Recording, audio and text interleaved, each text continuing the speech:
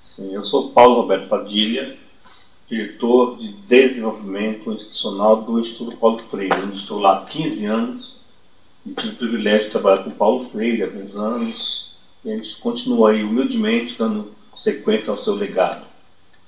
Eu sou Regina Leite Garcia, acompanhei a trajetória do Paulo Freire de um tempo em diante e tive o privilégio de ter um livro prefaciado por ele, o que muito me honra.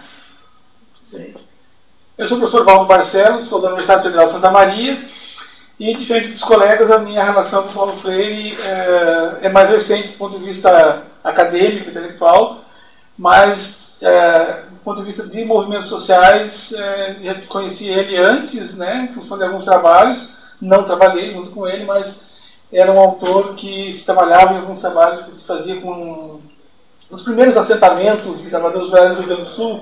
A gente brincava, né, que a gente usava as cartilhas do Paulo Freire. Ele não gostava muito de ouvir a gente dizer isso, né? Mas o pessoal gostava muito que a gente chamasse de cartilhas, né, as pessoas que trabalhavam no assentamento. Mas, posteriormente, nos últimos 10 anos, eu me aproximei aí mais com o estudo mesmo da obra do Paulo Freire, a partir do meu envolvimento com a educação de jovens e adultos. E eu faço parte de um grupo de pesquisa lá que a gente chama Quitanda, né, que é Educação e Intercultura, onde um dos temas que a gente trabalha com formação de professores, com extensão e com alguns movimentos sociais é justamente a educação de jovens e adultos, mais particularmente assim com a alfabetização, né? Um pouco isso, assim, meu envolvimento com as ideias do Paulo Freire. Bem, já que nós temos que nos provocar, eu fiquei curioso para saber que livro é esse o seu que o Paulo Freire prefaciou. Foi um livro que eu escrevi em Londres, quando eu estava em pós-doutorado, e que recebi uma comunicação do meu grupo Alfa no Rio, nós trabalhamos na UF, não é? De que era uma questão política importante que eu fizesse concurso para professor titular. E então eu fiz uma tese para professor titular, que eram cartas que eu escrevia de Londres para o meu grupo, a partir das coisas que eu via, que eu vivia, que me impactavam, que me despertavam prazer, que me faziam aprender coisas sobre educação. Então são 13 cartas em que, a partir das coisas mais, talvez, inusitadas, para quem pensa educação assim, né? Eram cartas em que eu falava sobre música, sobre teatro, sobre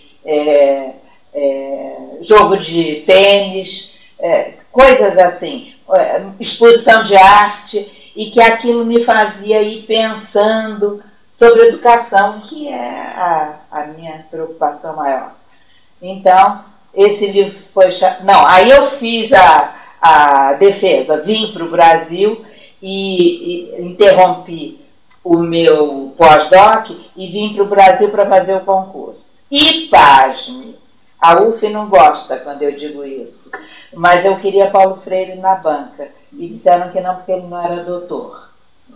Esse mesmo Paulo Freire, que em Londres eu vi aquele povo arrogante que se acha o centro do mundo ainda, se curvar a Paulo Freire, porque teve um seminário em Londres para o Paulo Freire, ele já bem doente. Ele foi com a Ana, já estava bem doente, mas sem perder aquela chama, aquele brilho, aquela lucidez, aquela capacidade de se comunicar. Veio gente daquela ilha toda. O auditório ficou lotado e eles se dirigiam a ele com uma deferência, com respeito, lhe fazendo perguntas: o que o senhor acha disso, daquilo. Eu nunca vi os ingleses fazerem isso, vi com Paulo Freire. Então, quando eu defendi a tese, muito insatisfeita pelo fato dele não estar na banca, mas conversando com a Ana Saul, que trabalhava com ele na época na Secretaria de Educação, né, eu disse que tinha feito essa tese assim, e que ia transformar em livro. Aí ela disse assim, vou falar com o Paulo. Falou com ele e ele resolveu fazer um prefácio, o que muito me honrou. Qual é o título do livro? Cartas Londrinas. Cartas Londrinas. Em busca da fazer um história. Comentário que me veio à memória com isso que você fala, Regina. Eu tive uma temporada no Instituto Piaget, né, em Viseu, né, no norte de Portugal, e eu preparei uma série de coisas, né, para apresentar. Eram várias, funcionava muito como conferências, né? Então o pessoal aderia às conferências. E eu preparei uma série de temas dentro da programação toda, né? E era muito curioso porque eu não conseguia terminar a conferência e vinha as perguntas sobre Paulo Freire, né? Claro, eu do Brasil, né? Então só queriam saber de Paulo Freire. E eram alunos do curso de enfermagem, alunos também de licenciaturas, de várias áreas, né? Mas eles queriam saber do Paulo Freire, porque para eles, assim, Brasil, educação, Paulo Freire. Claro. Né? Então, inclusive, assim, era curioso que eles imaginavam que Paulo Freire era uma pessoa que a gente encontrava na rua todos os dias. Né? Acho que o Brasil é pequenininho, né? Então, um pouco isso que você fala. Assim, e eu agora, descendo aqui para estar com vocês, eu tinha ido assistir um trabalho sobre racismo. E o Paul Carr, um dos expositores, dizia que a fala dele ia se pautar em ninguém menos do que Paulo Freire. E as apresentações voltavam sempre a Paulo Freire, porque Paulo Freire disse... muito interessante isso. Agora também eu estava assistindo um trabalho sobre a cultura negra, né, e voltaram para a capoeira. E eu trabalho na perspectiva intercultural. E eis que toda a metodologia de pesquisa orientada pelo Bernardo Fleury foi visando a utilização dos temas geradores de Paulo Freire. Aí eu queria, até para nos provocar, né, você falou de várias questões, das cartas, por exemplo. O Paulo Freire escreveu cartas a Cristina, cartas a Guiné-Bissau, né, entre outras cartas. Essa importância do relato de vida para Paulo Freire. Né? E aí nós estamos participando desse encontro, desse congresso da educação intercultural. E resgata-se Paulo Freire a todo momento. Né? Quer dizer, daí a gente percebe como Paulo Freire, sensível como era, estava à frente do seu tempo. Eu me lembro que em 99, talvez você estivesse lá, talvez você também, não pede Caxambu. Em 99, Paulo Freire havia falecido há 2 anos, e a gente tinha uma perspectiva, né, de como seria a reação da academia para o encontro que fazia o Laudo de Educação Popular homenageando Paulo Freire. Então, ficou para o último dia aquele encontro, discutindo Paulo Freire e o futuro, as tecnologias de Paulo Freire. Então havia uma expectativa, até negativa, eventualmente, de algumas pessoas, de que não haveria interesse da academia, da Amped, né, para escutar educadores que haviam convivido. Estavam lá o Carlos Rodrigues Brandão, Nosso Gadotti, Celso de Rui Baisegel, o Marcos Fábio, do Rio de Janeiro, contemporâneos de Paulo. Olha, tivemos que, na hora da fala, no último dia, quando normalmente estava esvaziado, foi uma comitiva, assim, uma passeata, né, com mais de 400 pessoas se dirigindo a um outro auditório que não cabia gente para pensar Paulo Freire. Né? Nós não podemos mitologizar o Paulo Freire, né, porque ele fazia questão de ser um ser histórico. Né? Mas nós podemos pensar juntos o que Paulo Freire diria hoje nesse contexto, nessa conjuntura. O que Paulo Freire diria, por exemplo, sobre a interculturalidade? Como é que ele ligaria a ideia de interculturalidade à ideia de diálogo que ele usou tanto e que propunha sempre, tá, dialogando com o outro. O outro para ele sempre tinha muita importância. Então ele era sempre aberto para o outro. Ele não era arrogante. Se há alguma coisa que a gente podia dizer de Paulo Freire, era a humanidade, que era fortíssima, e a humildade com que ele dizia as coisas, com que ele ia contando. Eu posso me lembrar Paulo Freire em Londres, com aquele jeito dele, contando histórias. Ele, naquele auditóriozão, nem um pouco envergonhado, nem um pouco intimidado, mas com nenhuma arrogância. e ele ia puxando aqueles fios e contando aquelas histórias e respondendo ao que lhe perguntavam, com aquela mesma doçura, com aquela mesma simplicidade. Uma entrevista com o Carlos Rodrigues Brandão, que saiu na revista Fórum, acho que foi o ano passado, que tem um diálogo que o Brandão transcreve do Paulo Freire, que eu acho genial. Eu sempre mostro para os meus alunos, meus estudantes, né, tanto no mestrado, no doutorado, na graduação, um pouco isso que tu fala, Regina, assim, um episódio, resumindo, assim, uma das coisas que estava preso no quartel militar em Recife, né, e destinaram a ele uma cela no final do corredor, né? Então tinha um cela dos dois lados, uma cela no final que é um pouquinho maior, então destinaram a ele, uma pessoa já um pouco mais idosa, era um professor, então fizeram uma diferença, vamos prender, mas vamos cuidar bem dele. Ele tinha lá os livros dele, estava sempre lendo mesmo. E o rapaz, o soldado que vinha trazer a refeição, né, empurrava o carrinho com as marmitas, ia lá no fundo, dava a refeição dele, depois voltava para dar a dos outros presos. Aí um dia ele chamou o soldado, né? Disse, por que você dá primeiro a refeição para mim e depois para os outros meus companheiros?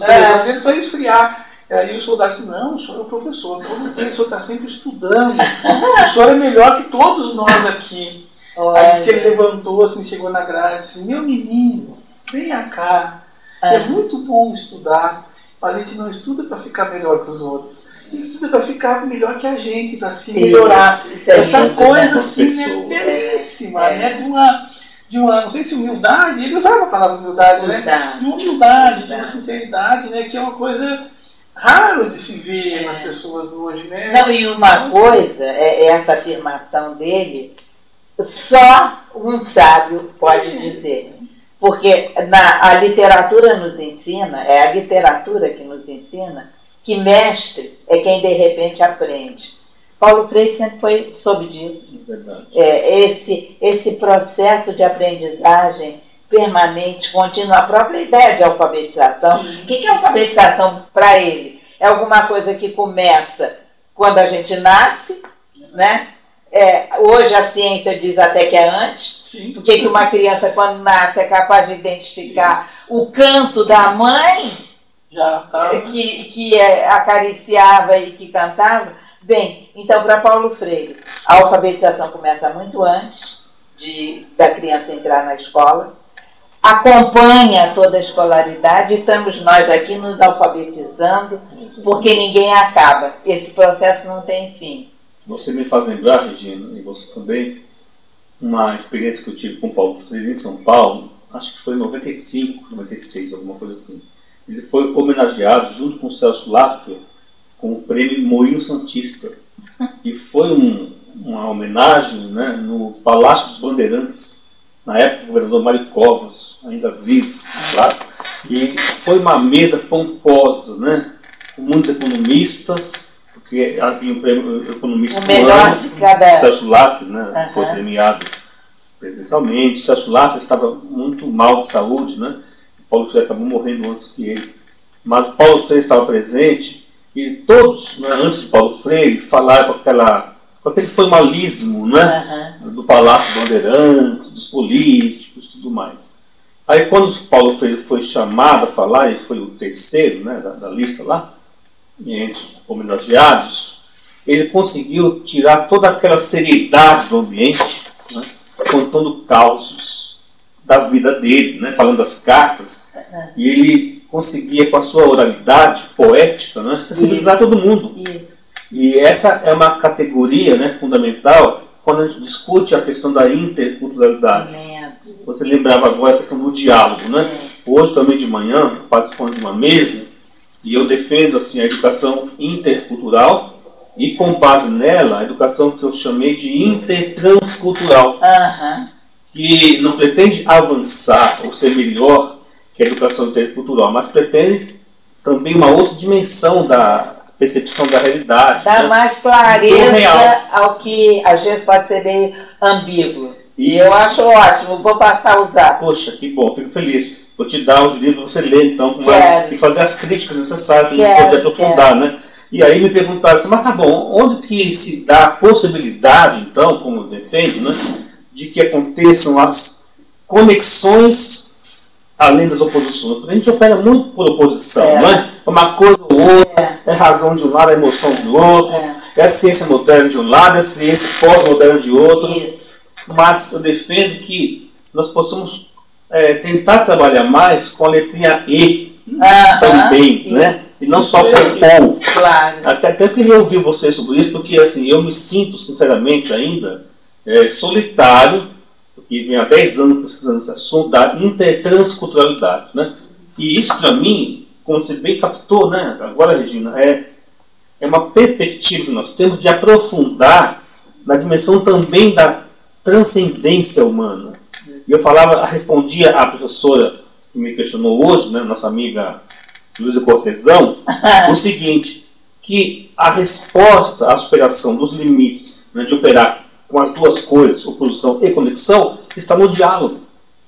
Imagina você, em casa, na família, na escola, na comunidade, se a gente for capaz de estabelecer um diálogo profundo, sincero, transparente e fundamentado na emoção, não só na razão, aí não consegue superar os problemas. Mas então, como eu me aproximo, cada vez me aproximo mais do Paulo Freire, é curioso isso, né?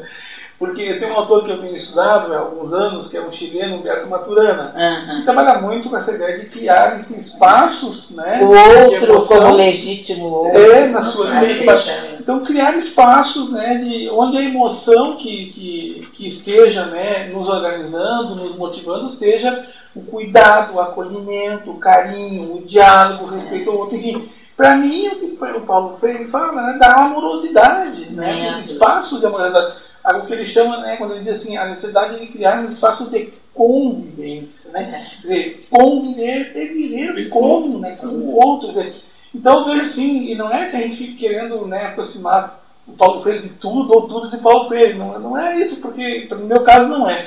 Mas é muito difícil, né, para a gente não enxergar as relações. É que a gente ele explica melhor. Eu quero conversar com você sobre a transdisciplinaridade, intertransdisciplinaridade. Também. Por quê? Porque você propõe romper essa dicotomia que é positivista, que serve ao capitalismo, que convida à competição, a tudo que tem de pior no mundo. No entanto, quando você acrescenta ao inter a trans e denuncia o perigo do isso ou aquilo e propõe, vamos colocar um E, ou seja, isso e aquilo. Diálogo de novo. É Paulo Freire renascido numa leitura atualizada. Hoje nós temos que nos pôr contra essas dicotomias. Por quê? Porque é o branco ou o preto, o pobre ou o rico, o poderoso ou o oprimido. Não, nós queremos uma outra coisa. Nós estamos querendo um outro mundo. E para que a gente possa chegar a esse outro mundo, nós temos de mudar muita coisa. É luta, não é apenas amor. É luta. E essa luta pressupõe alguns princípios que orientem a nossa luta.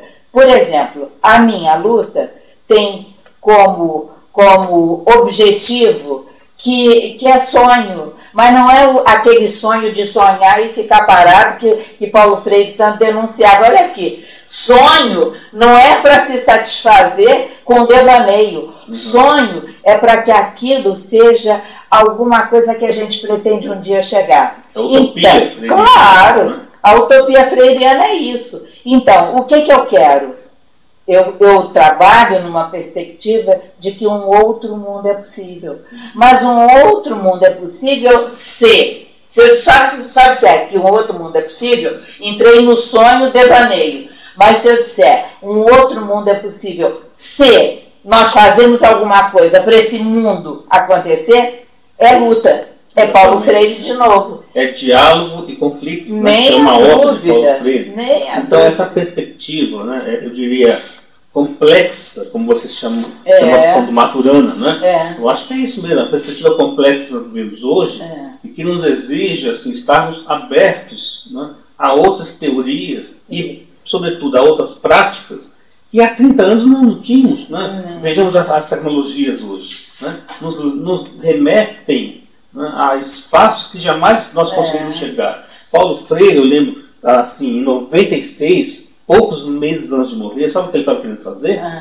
Ele nos convidou, lá no Instituto Paulo Freire, a criarmos 20 programas de vídeo para falar de temáticas que ele tinha a vida inteira refletido. Você devia retomar essa proposta dele. Eram 10 programas sobre os principais livros dele, né, que era o mais conhecido do mundo, e mais 10 temáticas, né, como, por exemplo, autonomia, diversidade cultural. Então ele tratava muito também já a questão da diversidade cultural. Ele não se referia especificamente à interculturalidade, né, como nós vemos hoje. Mas ele estava anunciando. O multiculturalismo, a diversidade, a diferença, estavam presentes. E quando eu estou falando assim hoje, e eu fico feliz de ouvi-la, né, e ouvi-lo entendendo essa proposta da dimensão da trans, né, é para que a gente leve em conta as diferenças e as semelhanças também. Não só uma coisa ou outra, que aí a gente se completa mais. Isso. Veja, não fossem as tecnologias, não estamos nós aqui 3, sendo filmados, sei lá para onde, mas falando para o mundo. Nós estamos aqui limitados a uma sala, não aqui agora, mas nesse congresso, limitados a uma sala em que os nossos interlocutores são os presentes. Nós aqui estamos falando, não sabemos para quem. Isso. Quem vai nos ouvir, sabe-se lá onde está. É uma coisa importantíssima. Claro. Como negar a importância disso? Usar a nosso favor. Paulo Freire, 10 filmes, faça isso. Vamos continuar o legado, né? Acho que temos alguns minutos, né? Mais uma coisa que eu ia acrescentar, né? É uma coisa que também é um paradoxo ainda, não sei se na minha universidade acontece algumas outras, né? Mas eu falo da minha, que às vezes eu encontro alunos ainda, né? No 5º semestre de pedagogia, por exemplo, que não conhecem, não leram quase nada ou nada de Paulo Freire. Eu sempre faço essa conversa inicialmente no começo do semestre. Paulo Freire, quem significa esse nome? Né? Tem alunos que estão na 5ª fase, 6ª fase, que não sabem quem é. Se eu falar com um jogador de futebol, ele vai achar que é um jogador de futebol. Então eu decidi comigo também uma coisa assim, né? Quem for estudante comigo, interessa o curso, vou dar aula para as licenciaturas, né? Aula de pesquisa e de organização escolar. Vai conhecer um pouco de Paulo Freire, pelo menos um texto, um capítulo de livro, vai receber uma bibliografia, eu vou trazer alguém, né, para falar sobre Paulo Freire, porque de repente eu dou aula na educação física também, né, lá na universidade tinha um convênio muito forte com a Alemanha, né, então eu sempre brincava, que bom que vocês vão fazer um mestrado, um doutorado na Alemanha, né, agora vocês não cheguem lá e vão querer perguntar para vocês por Paulo Freire. Se vocês disserem que não sabem quem é, não digam que foram meus alunos, porque não foram, né? Porque, e não é querer doutrinar ninguém, né? Mas é um mínimo, assim, até mesmo assim, de, sei lá, de respeito, de reconhecimento pela obra dele, né? Que então, é uma deixa eu te fazer um convite, né? a você, a Regina também. Né? Nós temos hoje, lá no Instituto Paulo Freire, a Unifreire, que é a Universitas Paulo Freire. O que é isso? É uma rede internacional vinculada às universidades e a diferentes pessoas e instituições de cerca de 100 países, né, para que a gente possa criar, em cada espaço onde atuamos, um núcleo de estudos freirianos. Né. E isso não é o objetivo só para continuar o legado de Paulo Freire. Não. É uma luta histórica que nós temos pelos oprimidos. Então, a ideia é que nas universidades, nos espaços de pesquisa, tenhamos pessoas como vocês, como eu, como pesquisadores que leram Paulo Freire, admiram e criticam Paulo Freire quando necessário for, né? E que querem que os alunos conheçam também essa obra. Então, é um movimento em rede que nós temos na Unifreire, no nosso site do Instituto. É possível você e todos os espectadores que estão participando, né, que estão nos ouvindo, entrar e se filiar. Olha, quero participar. E aí entra num diálogo nacional e internacional para refletir criticamente a educação, a política, a economia, a sexualidade. Quer dizer, não tem tema proibido, né? Não tem tema limitado e fechado em si mesmo, como às vezes acontece na universidade, que tem a grade curricular, como eu falo. É grade, é uma grade. Não é? A gente quer superar as grades. Falar em interculturalidade, em diálogo, não é ficar preso em grades. Bom, boa conversa. Foi um prazer. Foi ótimo Participar com vocês aqui. Nós só podemos pegar nas mãos, né? A exemplo de Paulo Freire, dar as mãos e dizer: continuamos acreditando que nem tudo está perdido no mundo. fechar o ciclo. O jogo não terminou, né? E Obrigado. Muito obrigado.